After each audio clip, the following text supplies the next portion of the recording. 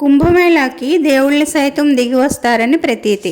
3 తరాలకు ఒకసారి 144 ఏళ్లకు వచ్చే మహాకుంభమేళా ఇప్పుడు జరుగుతుంది. ప్రయాగ్రాజ్ కుంభమేళాకు తరలి వస్తున్న భక్తులు 3 రోజుల్లోనే 6.5 కోట్లకు పైగా స్నానాలు ఆచరించారు. అసలు ఈ కుంభమేళాకి ఇంతటి ప్రత్యేకత ఎందుకు?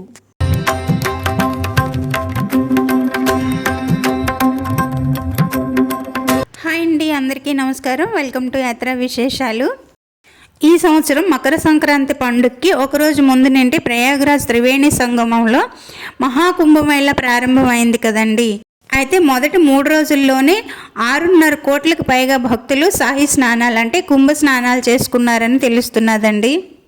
ఒక్క మకర సంక్రాంతి రోజునే 3 కోట్ల మంది స్నానాలు చేయగా, రెండో రోజు 2 కోట్ల మంది, మూడో రోజు 1.5 కోటి మంది వరకు స్నానం ఆచరించారండి. అయితే ఈ నెల 29న వచ్చే మౌని అమావాస్యకి పుణ్యస్నానాలు చేసేందుకు ఏకంగా 10 కోట్ల జనాభా వరకు వస్తారని యూపీ గవర్నమెంట్ అంచనా వేస్తుంది.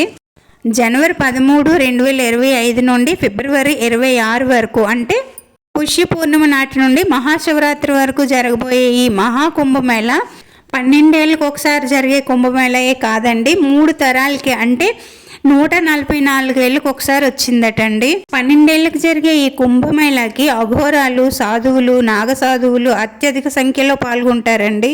ముఖ్యంగా ఈ నాగసాధువులు ఎక్కువగా కనిపిస్తుంటారు. వీళ్ళు చూడడానికి ఇబ్బందికరంగా కనిపించినప్పటికీ కూడా వీళ్ళు సాయి స్నానాలు చేసిన తర్వాతే కుంభమేళా మొదలవుతుందండి.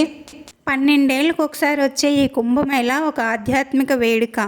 ఈ కుంభమేళా వైభవాన్ని చూడడానికి, పవిత్ర స్నానాలు చేయడానికి విదేశీయులు సైతం పెద్ద సంఖ్యలోనే వస్తారండి. అసలు ఈ కుంభమేళాకి ఇంతటి ప్రాముఖ్యత ఎందుకు, ఏం జరిగింది అనేది ఇప్పుడు తెలుసుకుందామండి. పూర్వము శ్రీ మహావిష్ణువు సహకారంతో మందర పర్వతాన్ని కవ్వంగా చేసుకొని, వాసుకి అనే పామును తాడుగా చేసుకొని దేవతలు రాక్షసులు కలిపి 1000 ఏళ్ల పాటు క్షీరసాగరాన్ని చిలికితే అమృతం ఉద్భవిస్తుంది. ఈ అమృతం కోసము దేవతలకి రాక్షసులకి కొన్ని రోజుల పాటు యుద్ధం జరిగింది. దేవతలకి కొన్ని రోజులు అంటే మనకి కొన్ని సంవత్సరాలు అన్నమాట. ఆ యుద్ధంలో కొన్ని అమృత బిందువులు భూమి మీద పడతాయి. ఈ అమృత బిందువులు ఉజ్జయిని, నాసిక్, హరిద్వార్, ప్రయాగరాజుల్లో పడ్డాయి. ఈ సందర్భాన్ని పురస్కరించుకొని ఈ 4 ప్రాంతాల్లోనూ ప్రతి 12 ఏళ్ళకి ఒకసారి కుంభమేళాను నిర్వహిస్తారు. ఇలా 12 పూర్ణ కుంభమేళాలు పూర్తయితే అంటే 144 సంవత్సరాలు అయితే ఒక మహాకుంభమేళాగా పరిగణిస్తారు. కుంభం అనేది సంస్కృత పదం, దీని అర్థము కుండ అని, మేళ అంటే సమూహము. ఈ అమృత బిందువులు పడిన 4 ప్రదేశాల్లోనూ స్నానం ఆచరించడం వల్ల పాపాలను ప్రాయశ్చిత్తం చేసుకొని ఆత్మను శుద్ధి చేసుకొని మోక్షాన్ని పొందవచ్చునని భక్తులు విశ్వసిస్తారు. ఇప్పుడు మనం ప్రయాగ్రాజ్లోని ఘాట్ల గురించి తెలుసుకుందాము. ప్రయాగ్రాజ్లోని అత్యంత ముఖ్యమైన ఘాట్లలో దశాశ్వమేధ ఘాట్ ఒకటి. ఈ ఘాట్కి పురాతన ఇతిహాసాలతో సంబంధం ఉంది. పూర్వం ఒకప్పుడు ఇక్కడ రాజు 10 అశ్వమేధ యజ్ఞాలు చేసినట్టు చెప్తారు. ఆధ్యాత్మిక శక్తికి ప్రసిద్ధి చెందిన ఈ ఘాట్ మహాకుంభమేళా సమయంలో తప్పక సందర్శించవలసిన ప్రదేశము. ఇక్కడ స్నానం చేస్తే పాపాలు తొలగి దైవానుగ్రహం కలుగుతుందని భక్తుల విశ్వాసం. రెండోది కిలా ఘాట్, ఆధ్యాత్మికత ఉట్టిపడేలాగా ఉంటుంది ఈ ప్రదేశం. ఇంకొకటి రసూల్ ఘాట్.